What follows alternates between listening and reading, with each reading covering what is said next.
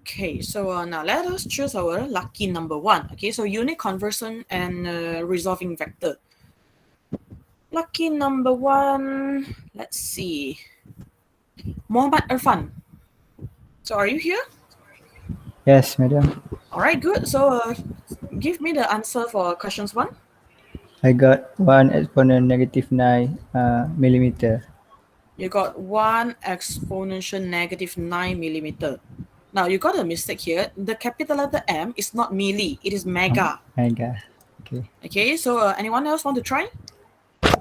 Now I open the questions for volunteer.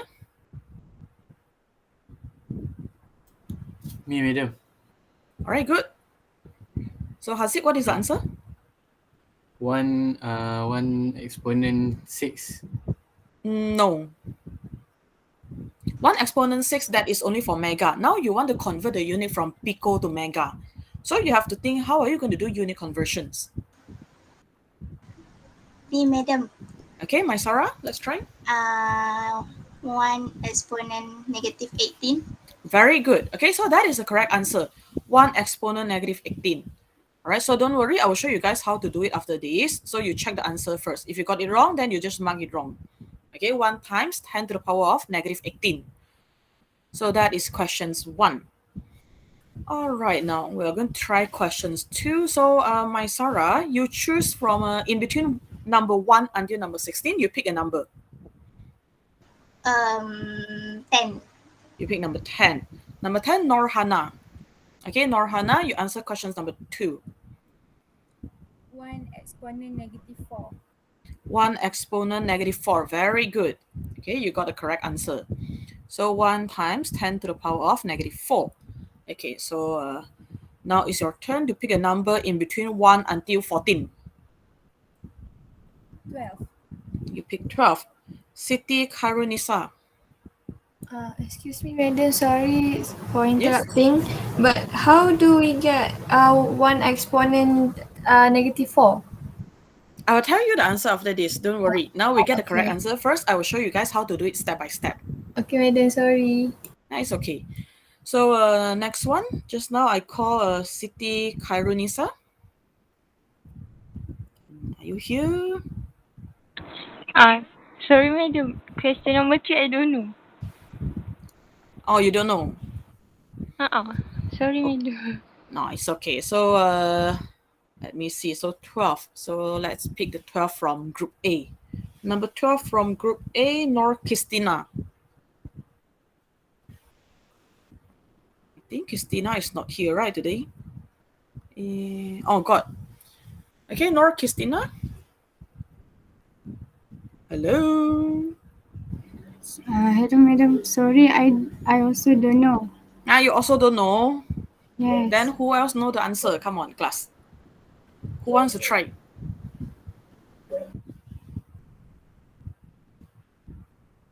Hello, we got 29 of you. Okay. 4.8 darab 10 kuasa negatif 4. Negatif 4, salah. Okay. 4.8. Siapa ni? Okay, boleh Siti Aisyah? Tapi tak tahu betul ke tak 4.8 darab 10 negatif 6? Yes, good. Okay, that is a correct answer.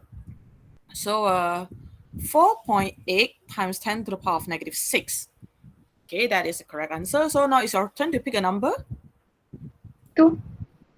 Number 2. So number 2, Lim Yining from group A. Lim? Hilang dah. Hello, are you here?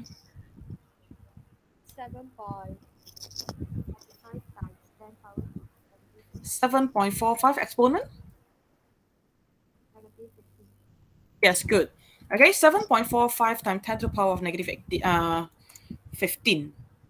Okay, 7.45 times 10 to the power of negative 15. Okay, so now it's your turn to pick a number. If you cannot open your mic, you cannot switch on your mic, you can post in the chat. Okay, you pick a number in between 1 until 14.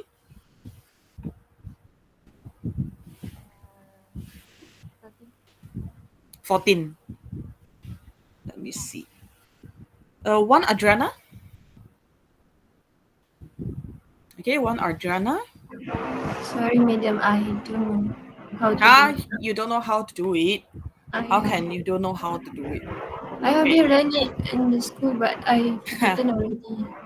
Okay, never mind. Okay, I'm going to pick the next one. Number 14 from group A then. Oh, number 14 from group A is Siti Aisha. Again, no, I don't want. Okay, let's see who else. Munira Sufia? Munira Sufia, are you here? Sorry, madam, I don't know. You also don't know. Then who wants to try these questions? Madam. Me macam Okay, Haziq. 2.3 darab 10 kuasa 8.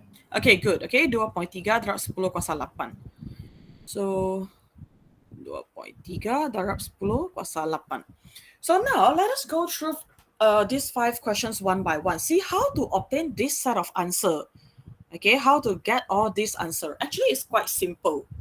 Okay, so let's start from questions 1. Now, how to change from picometer to a megameter? You look at the prefix first. Pico, what is the value, and then also the mega, what is the value? Okay, now when you have questions like this, okay, if you are going to change from one prefix to another prefix, I will suggest you to do it step by step. What does it mean by step by step? So you change from picometer to meter first. Okay, you remove the prefix first and then you change it into megameter. So that is the safest way to solve this type of question, rather than you straight away change it from picometer to megameter. So let us begin. 1 picometer. Now, how to change it from picometer to meter? It's very simple. Whenever you want to remove a prefix, okay, if you want to remove a prefix, then you just substitute it with its value.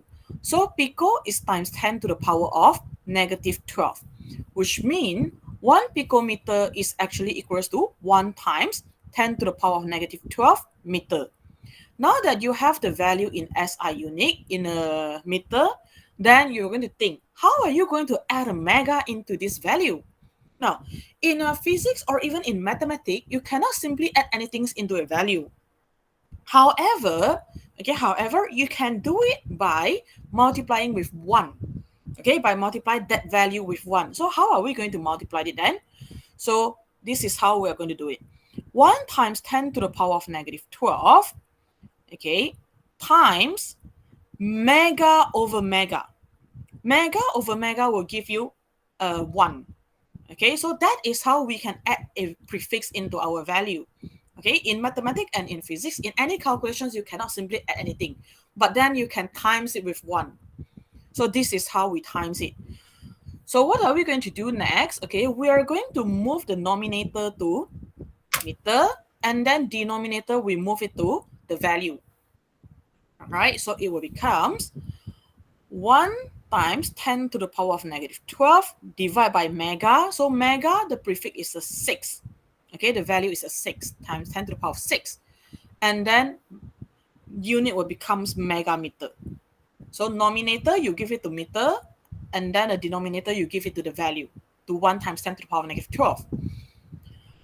So eventually you're going to get, okay, so 1 times 10 to the power of negative 12 divided by 6. So it is 1 times 10 to the power of negative 12 minus 6, because divide. All right, so mm. The final answer would be 1 times 10 to the power of negative 18 megameter. So that is the final answer. All right, so anyone else have any questions? I think there's one of you switch on the mic. Do you want to ask anything? Haziq, any questions? No. Okay. So that is questions 1. Okay, that is how you solve it.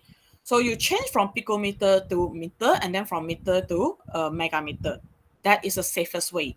Of course, if you think you know how to change it directly from PM to MM, go ahead. Okay, nothing wrong. But what I'm showing you guys right now is the most basic thing. Okay, it's the fundamental things in case you don't know how to change the unit from one prefix to another prefix. Then you change it into meter first. You remove it first, and then you add in a new prefix. So this is questions number 1, questions A. Now, questions B. How to get -4? Isn't that cm? 1 meter is equals to 100 cm. 1 cm is equals to 1 times 10 to the power of -2 meter. Now, you have to take note with a square here. Okay, this square actually it has a meaning. So, B. Okay, let's see. So, questions B. So B 1 cm square. Now, what does it mean by 1 cm square? 1 cm square actually it represents 1 cm times 1 cm. Okay, so actually this cm square it has a hidden bracket that we don't see. Okay, it is a square here. So if you want to remove the c, then what are you going to do? Okay, it will becomes actually this is how it happens. So it will becomes 1 c square m square meter square. So now the unit is in m square. So what are we going to do? We are going to remove the c. Okay, c square here. So it is 1 times 10 to the power of -2 square meter square. So the final answer is 1 times 10 to the power of -4 meter square. So this is the final answer. Okay, so remember 1 cm square, actually there is a hidden bracket that we don't see. So if you want to remove the c, make sure you have to square it. Okay, you have to square the c. So this part is very important. All right. So if you have a cube, if you want to change from 1 cm cube into 1 meter cube, then this one will become c cube. Okay, this one will become c cube. So you have to use 10 to the power of -2, and then you cube the value. Okay, you calculate the value. So that is your questions B. Now let's look at question C. Okay, question C. When you have a questions with 2 different units, so what are you going to do? So you are going to change them separately. Now, first of all, you have to understand what does it mean by this -3. When you have a negative power, means that it is a fraction. It is a denominator of a fraction. So 0.048 times 10 to the power of 2 kg cm -3. Actually, it can be written as 0.048 times 10 to the power of 2 kg divided by 1 cm cube. Okay, divided by 1 cm cube. So what happened next? What happened next is you are going to convert the units separately. Okay, so now the final answer it is asking for the kg per meter cube. So what we want to change is we are going to change it from cm cube into meter cube. Right? So it is equals to 0.048 times 10 to the power of 2 kg divided by 1 times, now c centi is 10 to the power of -2. Now the unit is in terms of cube, so we are going to put a 3 here and then meter cube. Okay, so it is equals to 0.048 times 10 to the power of 2 divided by 1 times 10 to the power of -6. Okay, this is a kg, this is meter cube. So final answer is a 0.048 times 10 to the power of 26. Okay, just now I give you the answer in a -6. Oh yeah, that's true. Okay, it's a 2 over. Sorry. So 2 minus 6, it becomes 8. Okay, it becomes 8. 2, wait, yeah, something is 2 minus. Oh, I think the unit don't have a negative sign. Yeah, okay, it becomes 8 here. Okay, 8 kg meter square. So now what are we going to do? We are going to move it. Okay, we're going to move the value. So 1, 2. So the final answer is 0. It's not 0. So 4.8 times 10 to the power of 6 kg m square. Okay, kg m square. So no negative. Okay, no negative. Wait, Wait, yeah, let me see. I think something is not correct. 0.02 times 10 to the power of 2, 1 times 10 to the power of, okay, negative 6. So minus become plus, yeah. All right. No. So 4.8 times 10 to the power of 6 kgm negative 3. And then questions D. Okay, let's look at questions D. So far, any questions? Ada soalan nggak? No. madam. Ada madam. Okay, good. All right, now questions number 4. Okay, questions D. So D, the way you're going to solve it is the same as the previous questions. Okay, so D, the way you solve it is the same as the previous question. Now you have 2 different units here, an m per second. So we are going to write it in a fraction form. Okay, so 7.45 times 10 to the power of negative 3 and m as negative 1. You rewrite it in fraction form. It is a 7.45 times 10 to the power of negative 3 and m divided by 1 second. Okay, so questions want you to change it into km. So what are you going to do? You can split it into 2 steps. Okay, you can split into 2 steps. So it's a 7.45 times 10 to the power of negative 3. Now you want to remove nano. Okay, so it becomes times 10 to the power of negative 9 meter over 1 second. Okay, so it is equals to 7.45 times 10 to the power of negative 12 meter divided by 1 second. So now you want to change it from meter to km. Okay, so what are you going to do? So it is equals to 7.45 times 10 to the power of negative 12 divided by k, which is times 10 to the power of 3 km over 1 second. So the final answer is 7.45 times 10 to the power of negative 15 km per second. So that is how you obtain the answer. Right? That is how you obtain the answer. Okay, so this is a questions 4. Now let's look at questions 5. I need to find a new place for questions 5. Here. Okay, so questions 5, we have 830 gigameter per hour. So what are we going to do? So 830 gm per hour, it is equals to, okay, again, you change it into fraction form. 830 gm divided by 1 hour. Now that if you look at the questions, it's asking for meter and also second. So we need to convert both of them. Okay, we need to change both of them into a meter. Okay, the numerator, we're going to change it into meter. And then denominator, we need to change it into second. So it is equals to 830, now gigameter. Giga is times 10 to the power of 9 meter. So divide by 1 hour. 1 hour is equals to how many seconds? Now you have to remember 1 hour equals to 60 minutes and 1 minute equals to 60 seconds. So it's a 60 times 60 seconds. Okay, so the final answer is 2.3 times 10 to the power of 8 meter per second. So that is how you solve it. Okay, that is how you solve these 5 questions. So now I give you some times. Okay, you can write down the correct answer. It is a bit messy. Okay, it is a bit messy, but then I think you should be able to read it. Okay, so that is how you do it. Okay, yeah, where is my arrow? So can you see the answer? Yes, madam. Okay, so if you can see, now you write it down. Okay, you write it down. So these 5, okay, these 5 are the most basic thing in your unit conversion.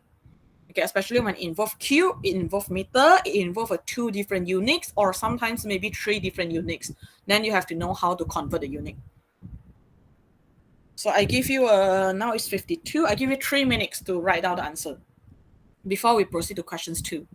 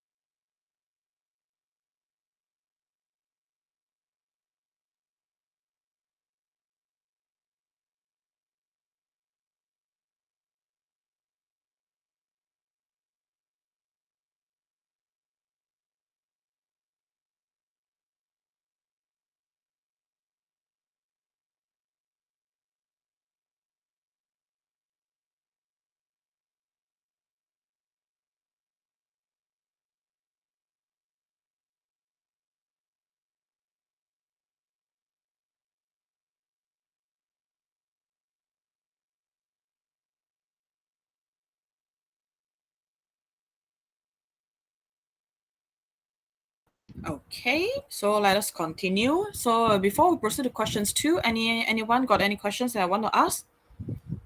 Or is there anything that you don't understand?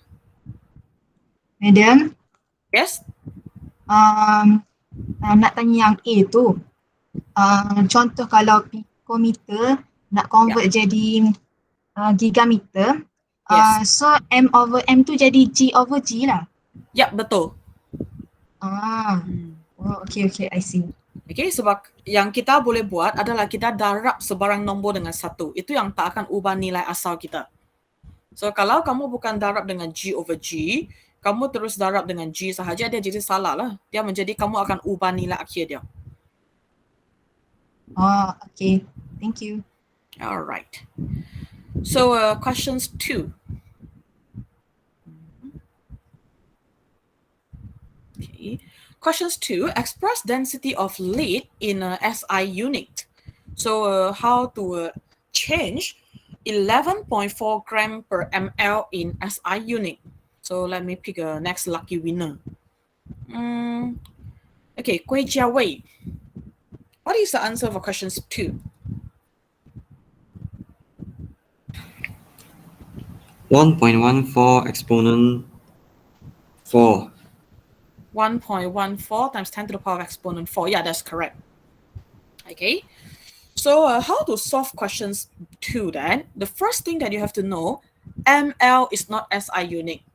Okay, ML is not SI unit. So SI unit for density is kg per meter.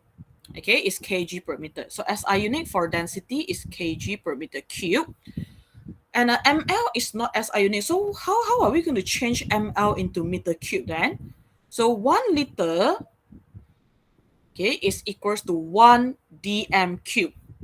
And 1 ml is equals to 1 cm cube. That is the things that you need to know. Okay, this won't be given in your exam. So you yourself have to know this value, this 2 value. So now we have 11.4 gram per ml. So we're going to write it in a fraction form again. So 11.4 gram over 1 ml. Okay, so how are we going to do it next? We are going to expand it. So gram is not SI unit. We are going to change it into kg. Okay, for mass, the SI unit is kg, not gram. It is a bit special. It is the only SI unit that comes with a prefix. So 11.4 divided by 10 to the power of 3 kg over 1 ml is 1 cm cube. So 1 cm cube. So it is equals to 11.4 times 10 to the power of negative 3 kg divided by 1 times, okay, bracket 10 to the power of negative 2, and then you cube the value, meter cube. Okay, so what are you going to get next is equals to 11.4 times 10 to the power of negative 3 over 1 times 10 to the power of negative 6. So kg meter cube. So eventually you are going to get 11.4 times 10 to the power of negative 3 kg m negative 3. So that is your final answer. So of course you can change it to 1.14 times 10 to the power of negative 4. Okay, nothing wrong. So that is how you convert from G per ml into SI unit. So remember, for density, the SI unit is kg per meter cube. Okay, kg over m cube. So that this relationship is very important. Make sure you memorize it. Okay, it won't be given in the exam. So you yourself have to know 1 liter is 1 dm cube, 1 ml is equals to 1 cm cube. Okay, so I give you 1 minute to write it down. Okay, these questions, the important things I want to show you is from liter to dm cube, from ml to cm cube. Then we are going to proceed to the next question.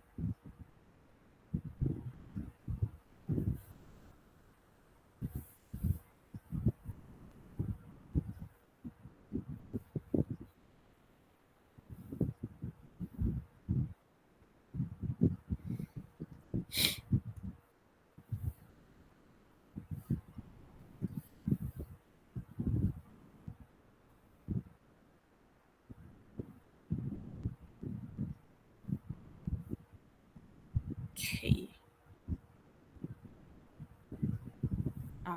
Stuck again.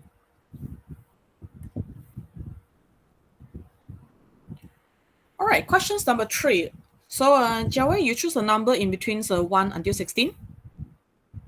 I choose 1. You choose 1. Okay, like Yes. Jiaying. Okay, Jiaying, give me the answer. What is the values of a horizontal component and also vertical component? Horizontal component is 38.3 Newton and the vertical is 32.14 Newton. Okay, 32.14 Newton. Well, very good. So that is the correct answer. So how are we going to solve this question? Now, resolving vector, it plays a very, very important roles in your syllabus. You're going to apply this throughout SEM 1 and also SEM 2.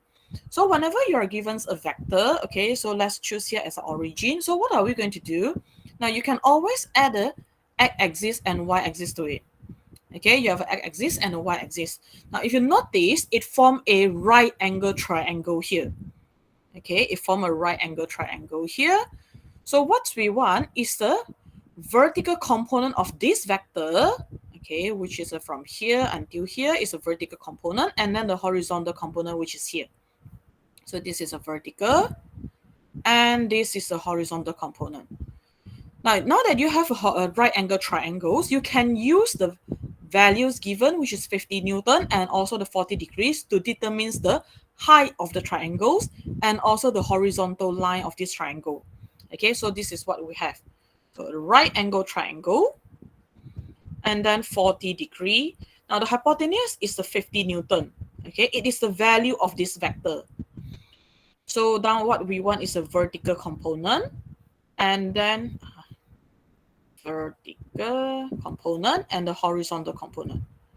So we're going to do a bit of revisions on the trigonometry functions, okay, equations. Now, trigo, we have a tangent. Tangent theta is equals to opposite over adjacent. And then sine theta is equals to opposite over hypotenuse. Cos theta is equals to adjacent over hypotenuse. So if you have a triangle like this is a right angle triangle. 40 degree is located at here. So beside 40 degree is our adjacent. Opposite to it is a opposite, of course. And then this 50 Newton represents the H. So if you want to determine the values of the vertical component, then what are you going to do? You are given H, you want to find O. So obviously, you need to use a second trigo function, which is a sine. Okay, so sine 40 degree equals to opposite, which is the unknown, our vertical component, over H 50 Newton. Okay, 50 Newton. So all right, now I'm going to rewrite it. I'm going to write it as a vertical component to make it easier for you. Okay, so that you don't get confused in between O and 0. So vertical component over 50 Newton. Therefore, vertical component is equals to 50 sine 40 degree. Okay, which is then equals to 38.3 Newton. Whereas for the horizontal component, okay, horizontal component, so now we want to use A, we want to find A, we are given the H, and then we have the angle, therefore we are going to use cos function. So cos 40 degree equals to horizontal,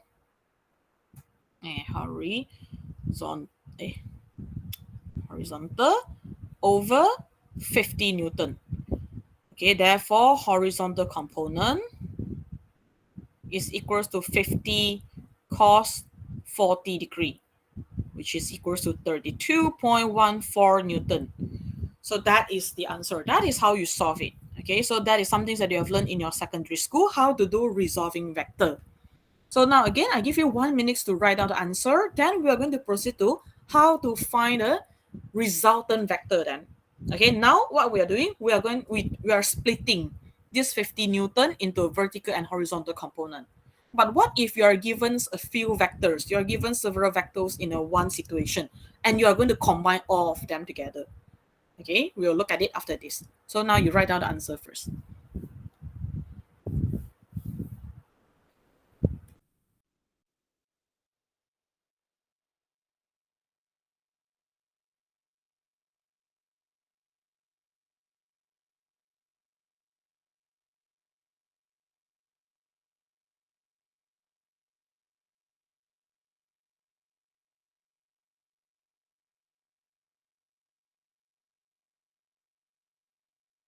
Okay, so if you're done, you may take out your tutorial handout. Okay, we are going to look at your tutorial handout now. So your T3, right? So T3. Okay, so scalar and vector. So I'm going to skip 1.1 first because I will discuss that tomorrow in our lecture. So we're going to focus more on scalar and vectors, especially the vectors part. We want to see how to resolve a vector. Resolve means you split. You break the vector into its component, which is the x component and y component. Now, of course, in reality, you might have more than 2 components. But in our syllabus, we are just going to focus on 2 dimension. Okay, 2D question. So in a 2 dimensions, we are breaking a vector into 2 components along the x and y axis. The 2 components, they are always at a right angle. Okay, so this vector, the vector with an angle, okay, the vector with an angle, it is same as the 2 vectors added together. Okay, the 2 vector that is always at the right angle. So you add them up, they give you a resultant vector. So trigonometry can always be used to find the component of a vector. So that is what I showed you just now. Okay, we use a tangent. Tangent is equals to OA. And now we use a cos. Okay, cos is a AH. And then we use a sine. Sine is a OH. So we always use these 3 equations to determine the components of a vector. Now, one thing in your notes, AY is equals to A sine theta. This is if A is given. Sometimes if A is not given, you are given AX, then you might have to apply the other 3 cofunction. Okay, if you are given AX, you are given angles, you want to find AY, then it means you have to use tangent theta. So make sure you know all 3 of them. You don't just memorize A sine theta and A cos theta. And also, A sine theta and A cos theta, they are not always correct. Okay, for AX, sometimes it is A sine theta. It depends on the positions of your theta of this angle. Okay, we'll look at it after this. So remember, this one is just a reference. AX is not always equals to A cos theta. AY is not always equals to A sine theta. Don't memorize it. Okay, don't memorize it. So it is correct in this diagram, but not in all the other situations. All right, because A is the hypotenuse of a right angle triangle, so the length is given by the Pythagoras theorem. Therefore, the magnitude of a vector A is equals to square root AX square plus AY square. Square. Yes. Kenapa? No, madam, tak ada apa. Okay. So now that you have the equations for the magnitude, now whenever you're dealing with a vector, okay, sometimes question will just ask you to calculate a quantity, for example, force. So force is a vector. If question just asks you to calculate resultant force, it means that other than its magnitude, you also have to determine its direction. Okay, scalar is a quantity without direction, but when it comes to vector, vector must consist of both things. Okay, you have to mention the magnitude, and then you have to state its direction. Otherwise, the final answer is incorrect, okay, without direction. So how to calculate directions then? Now let's take the example in this diagram. Okay, we are going to use this example. So this is just one of the possibility, one of the methods for you to calculate the angle. So if you have a vector as shown in the diagram above, then you can determine the directions by using tangent theta equals to, now in my class, I like to use modulus. Okay, if you look at the notes from the other classes, they just put a bracket. I will tell you why in a while, okay, after this. So a tangent theta is equals to AY over AX. Okay, then close the modulus. Therefore, theta is equals to tangent -1 and then AY over AX. Now, why I want to use a modulus sign here? Because without modulus sign, sometimes you're going to get a negative value. And it is also quite hard for you to determine which quadrant it is. If you get a negative value, how are you going to describe the angle? That would be a trouble as well. All right, so if you put a modulus here, then you can use a statement, you can use sentence to describe the positions of the vector. Rather than you get a negative value and then you don't know what to do, you don't know how to describe it. Okay, because the angles, you have two quadrants is a positive value and two quadrants, they are a negative value. So in order to describe it, okay, if you want to describe it, then it will be a bit difficult if you have a negative value. Now, how are we going to describe it then? So first, you look at your AX and AY. Now, you have a 4 quadrant in a XY plane. Okay, in an XY plane. So how do we know our final vector, our resultant vector is falling in which quadrant? You look at the sign conventions for AX and AY.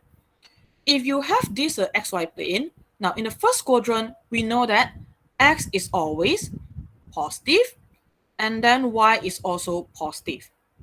So if both AX and AY, they are positive value, then it means your resultant vector, your answer is falling in the first quadrant.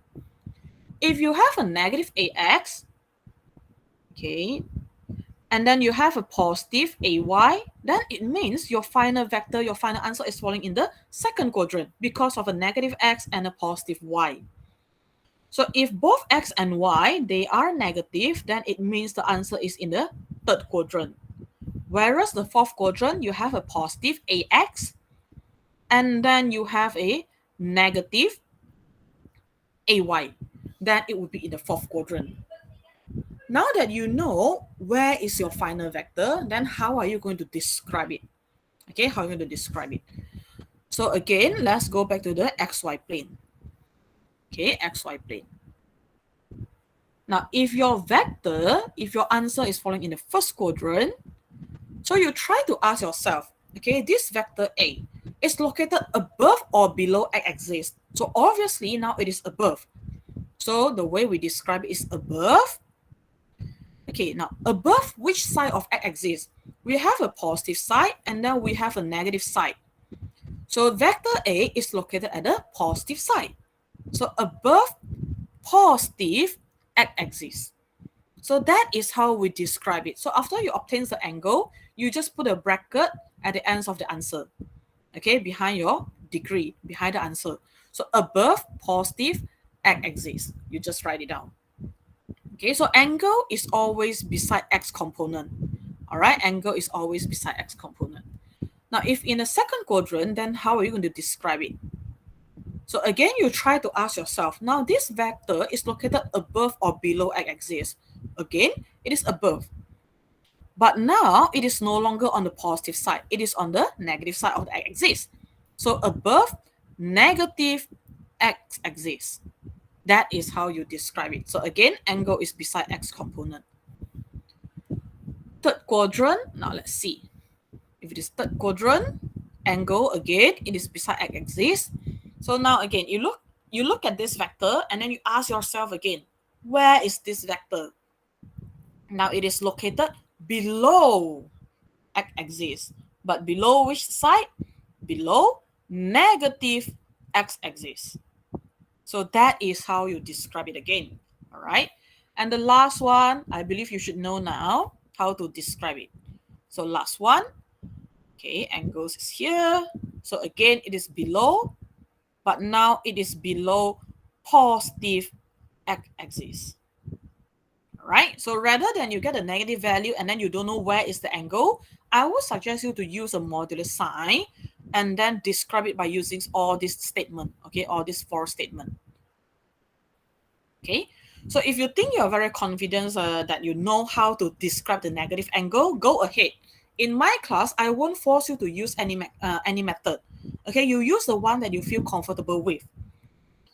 All right, so yes, Farah, any question?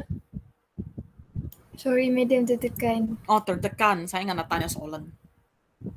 Okay. So far, any questions? Anyone got anything that you don't understand? Remember, yeah, this is very important because usually one vector question, it worth 5 to 7 marks in your final exam. Okay, start from how to resolve the vector until you find the resultant vector at the end, and then with all these angles and magnitude. So one question worth 5 to 7 marks in your final exam. So make sure you know how to do it. Okay, so exercise 1, we're going to skip it first. Now let's look at exercise 2. So exercise 2, now they are being very nice to use. I think they give you all the answer already. All right, so let's go through it quickly. See how to determine the vector. Okay, how to determine the x and y component. Now, if you look at the first question and the second questions, A and B, the difference is the positions of the angle. Now, the positions of the angle is very important because it gives you a shortcut. Okay, it tells you when to use cos, when to use sine. If angle is located beside x component, okay, so this is your x component, then x component we use cos. If angle is beside your y component, then we use cos for y component, right? So that is a shortcut. So you don't always have to draw the triangles and then use OAH to find out whether you want to use cos function or a sine function. The shortcut is you look at the positions of the angle. If angle is beside x, then x component we use cos theta. Then if an angle is beside y component, then you use cos theta for y component. Okay, that's why I tells you the examples given above is just for when the angle is beside x component. Okay, the diagram just now. So this one is only correct if the angle is beside x axis. Okay, beside x axis. So if you have an angle beside y-axis, then you can no longer use cos theta and sine theta like this. All right. So questions A, x component, we use cos function. Therefore, we use 100 cos 30 degree, which is equals to 86.6 meter. If x component is cos, then y must be sine. So sy equals to 100 sine 30 degree, which is equals to 50 meter. Whereas for questions B, okay, ux now is a sine function. Why? Because angle is located beside y-axis. So this is your y-axis. So 40 sine 50 degree, and then uy is 40 cos 50 degree. So you have to be careful with the unique as well, right? So unique, sometimes it becomes an issue. Why? Because students, they are so used to resolve the vector for force. But sometimes you can have unique in a meter, you can have a unit in meter per second. Okay, unit in meter is for displacement. And then unit in a meter per second is for velocity. So they are all vector. So they can be asked in the exam. Don't always assume vector must be force. That is a very serious misconception among students. Okay, setiap kali pelajar nampak ada vector, dia ingat itu adalah force. So setiap kali bagi saya unit Newton, Newton, Newton, Newton. So given here already meter, ms -1. So make sure you follow the unit given. All right, now since we say vector is a quantity that come with direction, so you have to take into considerations the positive and the negative sign. So question C and question D, it shows you when to use positive, when to use negative. Question C, second quadrant. Like I told you just now, second quadrant, we have a positive y and a negative x. Okay, therefore, when you resolve it, you should include the sign conventions in your calculation. So fx is equals to negative 10 sine 30 degree because it is a second quadrant. It is heading to the left. So final answer is negative 5 Newton. Fy now is still going up, therefore it's a positive quantity, okay, a positive value. So you just write 10 cos 30 degree. With or without the plus sign, it doesn't matter. Okay, even if you didn't write it, then we will just assume it is a positive. So the final answer is 8.66 Newton. Questions D, in the third quadrant. Third quadrants, we have a negative x and also negative y. So therefore, when you resolve it, then you have to include the negative sign in both of them. So Sx equals to negative 50 cos 10 degree, Sy equals to negative 50 sine 10 degree. So after you resolve it, okay, you will see that this one is going to the left, another vector is going to the downwards. Okay, it's going downwards. And then questions E, okay, question E, fourth quadrant. Fourth quadrant, we have positive x and then a negative y. Therefore, when you resolve it, A equals to positive, AY equals to negative. Okay, AX and AY. So you must include all these sign conventions in your calculations because now you're dealing with vector. Okay, now I give you 2 minutes to try these questions. Okay, you tried it now, and then I will discuss with you.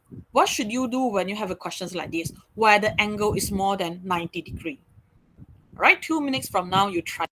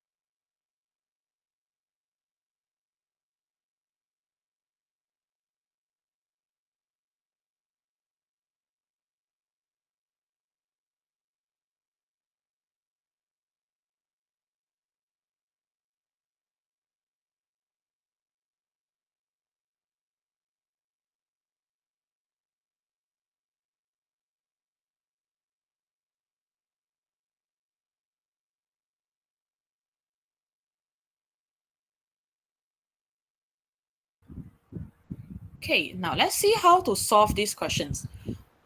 Yes? Oh, siapa terbuka mic lagi dah ini? Okay, now let's try to solve these questions now. A particle experiences a force of 100 Newton as shown in the figure above. Determines the x component and the y component of the force. Now you have a vector that is 120 degrees from the x-axis. You cannot straight away solve these questions. Okay, you have to add a vertical components in the diagram. Okay, you need a y-axis. So this is your y-axis, this is your x-axis. So based on the diagram, you know that the angle is 30 degrees from the y-axis. Then now you can solve it. So this is our final diagram. So y component, x component, this is our f, and then this is 30 degrees.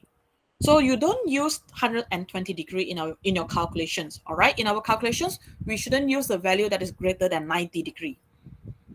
So now I have a 30 degree here. So I'm going to resolve it in the x component first.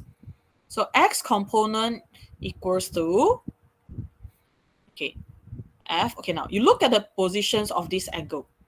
Angle is located beside y component, right? Therefore, it means for the x component, we are going to use sine. So x component, okay, I'm going to call it fx.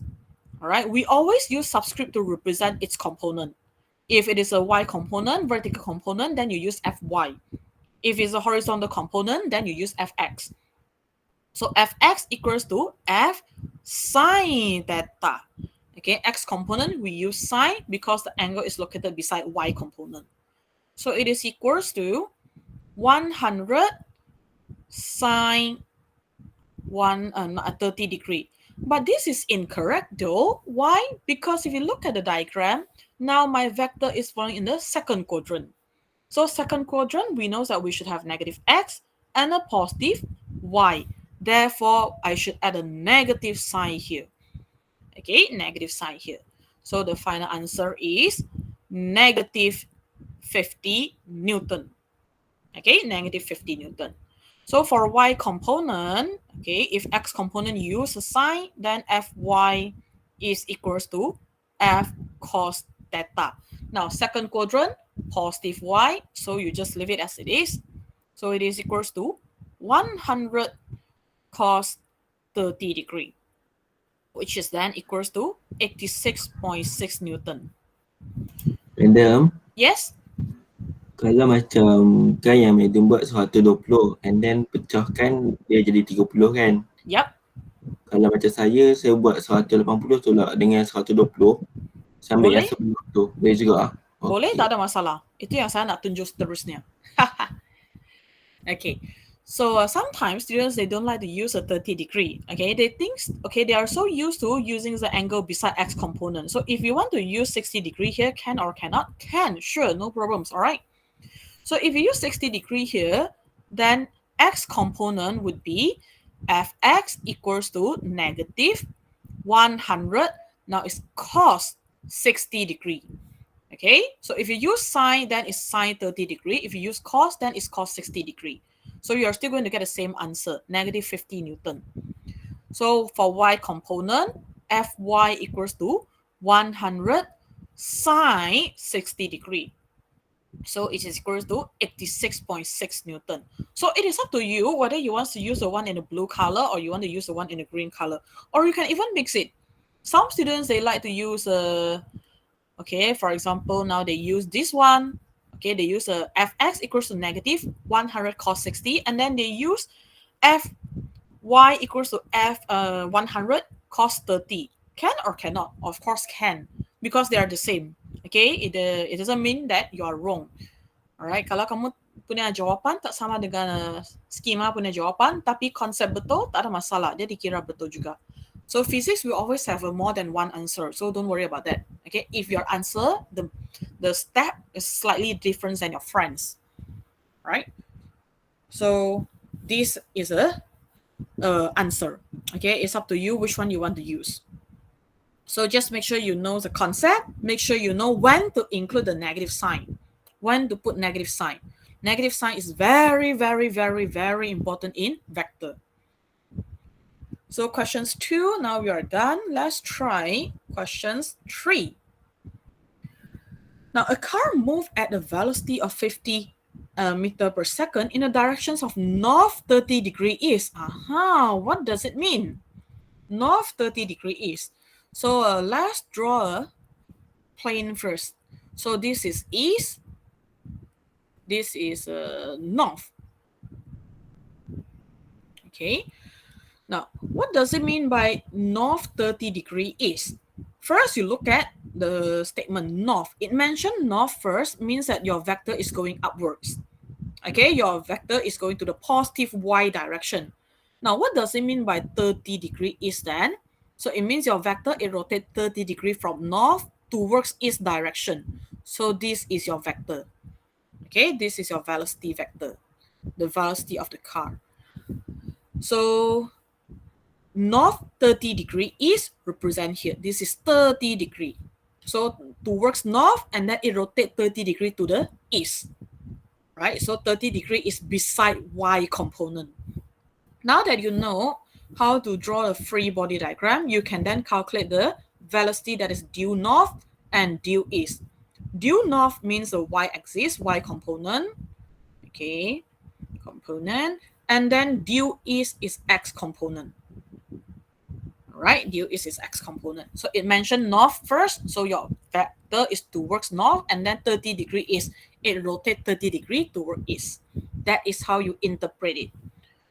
So questions A.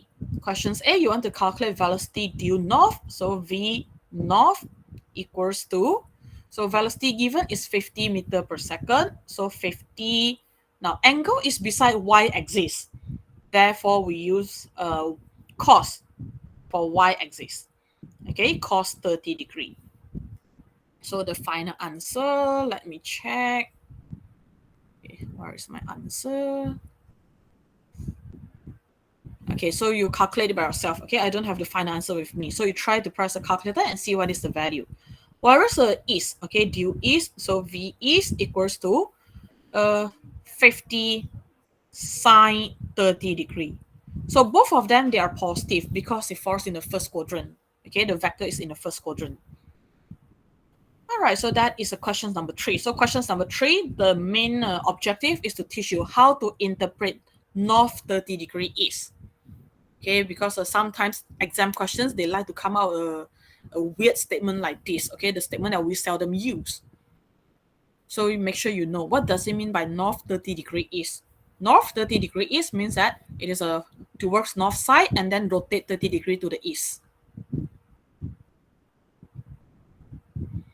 Okay, now let's look at questions 4. This is our main dish today. Okay, main focus today. So based on a vector diagram, okay, it wants you to resolve questions A, resolve no problems. It's very simple. Questions B, it wants you to calculate the resultant. Now, how to calculate resultant? We cannot simply add a vector together, add these two vectors together. Why? Because they are heading towards different direction. They are not falling on the same dimension. They are not falling on the same axis. If you have two vectors on the same axis, for example, let's say this is your vector A and then vector B, okay, A and B. Now, if two of them, they are heading towards same direction, then straight away you can say resultant is A plus B because they are falling on the same axis, same component. Now, if you have a vector, let's say this is A and then this is B, then what happened? The resultant is simply equals to A minus B because A is going to the positive direction, B is going to the negative direction.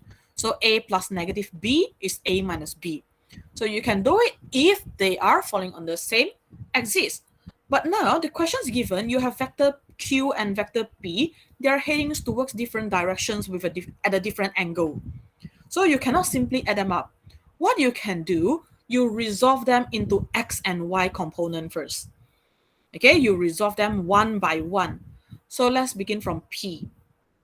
So P is a 5 km. So what I want to do, I'm going to resolve it into Px and also Py. Okay, and also Py. So Px is equals to P. Now, angle is located beside X component. So for X component, I use cos. So P cos 70 degree, which is equals to 5 cos 70 degree.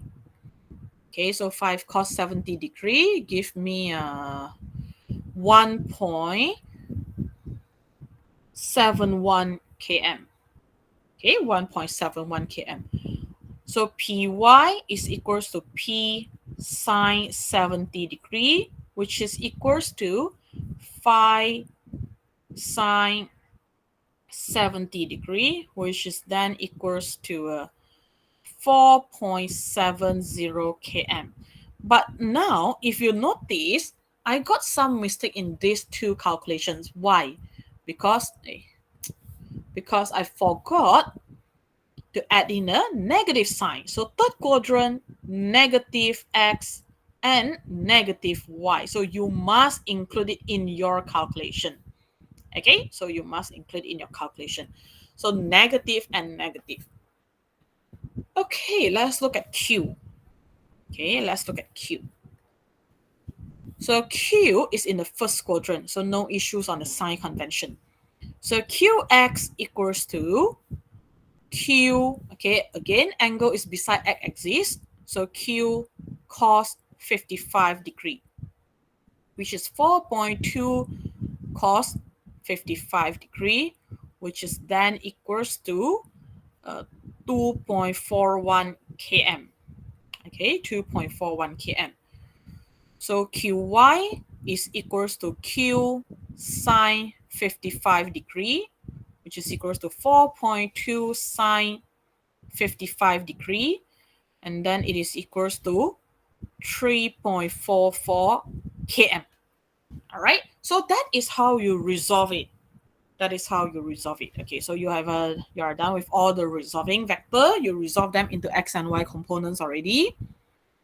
Okay, and then now what are we going to do? We are going to place them in a table. We are going to find resultant. So after you resolve it, if you notice, now let's look at the diagram. So this is your Qy, and then this is your Qx. Now Qx and Px, they are falling on the same axis now. Qy and Py, they are falling on the same axis. So we can then add them up. Okay, because now both of them, they are falling on the same axis already. Okay, 2 components along the y-axis, 2 components along the x-axis. So we are going to add them up. Okay, we're going to add them up. So for x component and y component. Okay. All right, now I'm going to put all the value above, okay, all these 4 value into my table according to its component. So px, I have negative 1.71 km, and then py, I have negative 4.70 km. For qx, I have positive 2.41 km, and then qy, I have positive 3.44 km. So now I can add up the values that along the x component, and then I can add up the 2 vectors that is along the y component. Okay, they are falling on this y component. So Rx, the resultant, okay, you just add 2 of them together. So you are going to get a positive 0.7 km. Whereas Ry is equals to negative 1.26 km. Okay, so you can add them up now. X, you add with the S, you plus with the X component, and then Py, you can plus with the Qy, because now they are lying on the same component. So Qy, Py along x-axis, Px, Qx along same axis. Okay, so you can add them up now. So Rx and Ry, now that you got Rx and Ry, you can then draw the positions of resultant vector. So this is your resultant vector. You have X component, you have Y component. So what are you going to do? You look at Rx and Ry. Rx is a positive 0.7 km. So this is your Rx. Okay, Ry is negative 1.26 km. So after you add a Py and Qy together, now this is a new vector called Ry. Right? So you have these 2 vectors already. So it means your resultant vector is falling in the 4th quadrant. This is your resultant R. So this is the angle. Okay, this is the angle. So once you have this diagram, you can then proceed to the last step. Calculate the magnitude, okay, the resultant magnitude of the vector. Now you have Rx and Ry. Okay, so according to what we have learned just now, Rx and Ry, when they form a right angle triangle, Rx and then Ry, so you can calculate it by using Pythagoras theorem, R. So R equals to square root Rx square plus Ry square. Okay, which is equals to, what is the value above? Okay, square root 0.7 square plus negative 1.26 square. So the final answer is 1.44 km. Whereas directions of the resultant vector, so tangent theta equals to modulus negative 1.26 over 0.7. Right. So theta equals to tangent negative 1 modulus negative 1.26 over 0.7, which is then equals to 60.9 degree. Okay, if you didn't put a negative sign here, you're going to get a negative 60.9. Then you have to describe where is it. Okay, you have to describe where is the angle. Is in the 2nd quadrant or in the or is a wait now or in the 4th quadrant. Okay, because a tangent, if you got a negative value, is either the 2nd or the 4th quadrant. Then you have to determine, okay, where is it. So I would rather you to put a modulus so that you can get a positive value, and then you just describe it based on the diagram above. Okay, based on the diagrams that you draw previously. So R is in the 4th quadrant. Okay, R is in the 4th quadrant.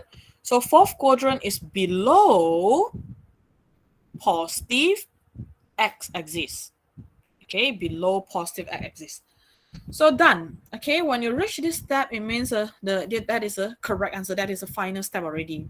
Okay, that is a final step in this question. So so far, any questions? I give you some time to write down the answer. So this is a typical exam questions. This is a typical exam questions.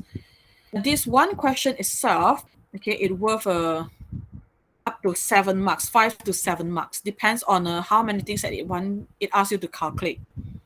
Okay, it asks you to calculate.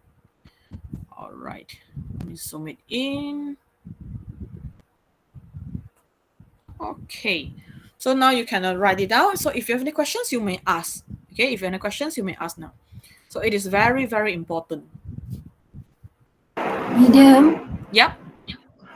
maksudnya direction tu kena ada angle je and need to sebut the describe sekali lah. Ya. Kalau angle sahaja, tak ada description, kosong markah juga. Okay, thank you. Madam, Yeah. I don't know about the last part. Which last part? Tangent at 4 quadrant not negative, man. Because I put the modules there, right? That's why Oh. I asked you to use description. Or use description. Okay, thank Yeah. you. Because without a modulus, you're going to get a negative value and you still have to describe it. Where is it? So when you describe it, you cannot include the negative sign already. So you have add one more step. Oh, okay, thank you. Okay.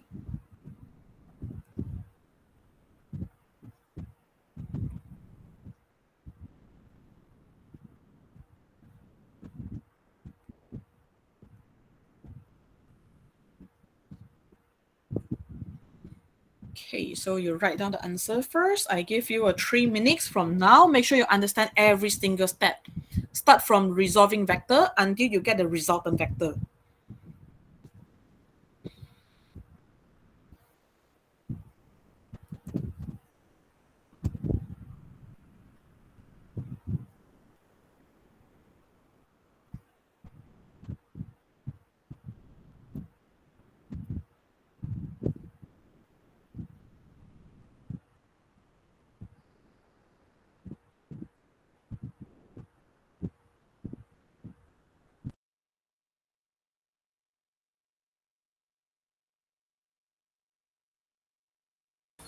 Madam, I have a question, madam.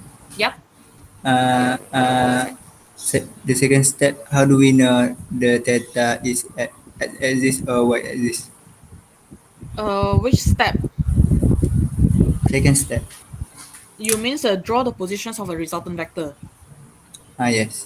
Okay, now it depends on the sign in a table. So you look at Rx. Rx is a positive value. Okay, Rx is positive value. Therefore, we know, okay, now this is our XY plane. Okay, XY plane. First quadrant, positive X, positive Y. Second quadrant, negative X, positive Y. Third quadrant, negative X, negative Y. Fourth quadrant, positive X, negative Y. So if you look at the table, okay, you look at the table in the first step, this one, okay, this one. Now you have positive X and negative Y. Therefore, we know our resultant vector is in the fourth quadrant. Okay, it's based on here, based on the table, your Rx and Ry. All right, so is that answer your questions? My question is, how do we know theta is at axis or y axis? Oh, you mean so theta is at x-axis or y-axis? Yes. Now, whenever you use tangent theta, it is always at the x-axis. Oh, okay. Thank you, madam. Okay, now because if you look at the equations, so your tangent theta is Ry over Rx. So if you look at this diagram, okay, the diagram here, Ry over Rx, it means your angle is here. So angle is always beside x-axis when you use tangent theta. Okay? Okay. Thank you, madam. All right. So any other questions? Okay, so if no questions, I will show you what happens when you get a negative value, okay? So sometimes, yeah, it's true, you don't want to use modulus. Also can, that is fine, okay? Then this would be the answer. So you got a value in terms of a negative 60.9 degree, then you have to add in one more sentence. So anyway, you still have to describe it. And sometimes this negative, it makes students confused. Okay, that's why in my class, I taught the students to put modulus. But if you don't want to put modulus, of course, it's fine. Okay, of course, it's fine. So you just make sure you write one more sentence because you need to describe it. You cannot leave the answer in a negative value because negative, it could be second quadrant, it could be fourth quadrant. Okay, so any other questions? Ada apa-apa pertanyaan lagi? So if no, I think that's all for today. Okay, I'll let you guys go a bit earlier because this is quite a long sections. Now in our timetable, we have 3 hours tutorial. Okay, but according to the instructions given by the college, 3 hours tutorial, we are going to have 2 hours meet and then 1 hours actually no meet. All right, so today I use 1.5 hours for meet, and then the next sections I will use approximately 45 minutes for meet. Okay, which is on our next section is on Friday. Okay, Friday 10 to 11 for both group. Okay, so group A tomorrow we don't have a tutorial class, the 2 hour class we don't have it. So I'm going to combine 2 of you into 1 slot. So is that okay for group A? Okay, madam. Okay, so group A. Madam, yang tutor kan Mali. Yang kamu split Dan punya. Jumaat. Oh, Jumaat tutor. Tutor, okay. Amali kita belum buat kah? Kelas ini. Mali semalam kita buat 1 jam lah. So esok maksudnya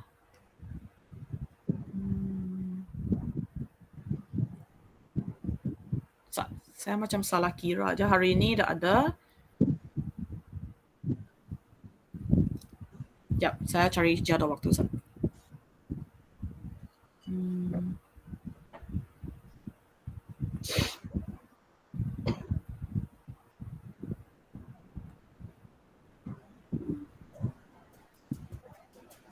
Kita punya kelas yang seterusnya pada hari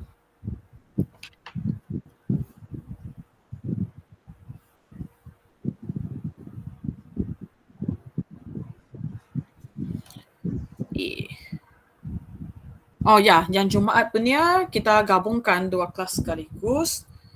So hari ini Rabu kah? Ya. Ya, Rabu. Okay, so H7T3 kan kita punya yang split punya kelas semua saya dah gabungkan kan untuk yang 2 jam punya. That's why tadi pagi tadi kita tak ada kelas. So yang Jumaat punya adalah tutorial. Okay, so tutorial will finish questions. We did until questions computer saya hang dah. Okay, we did until questions 4 just now. So this Friday, I'm going to finish questions 5, 6, 7. So make sure you try first. Okay, so Friday, I will use approximately 45 minutes to discuss. Okay, to discuss that the other 3 questions. So the other 3 questions actually is very, very interesting. So you tried it first, see whether you can answer it or not. And if you printed it out, make sure you don't use pen yet. Okay, because most of the time you're going to get the wrong answer. So you use pencil, it will be safer. Okay, unless you don't mind conteng and liquid, then it's okay. All right. So if no questions, I think that's all for today. So you may leave the class now. I'll see you all again tomorrow for lecture. Okay, tomorrow. So that's all for today. Thank you, madam. Okay, thank you, madam. Thank you, teacher. Madam. Thank you, madam. Thank you, madam. Okay.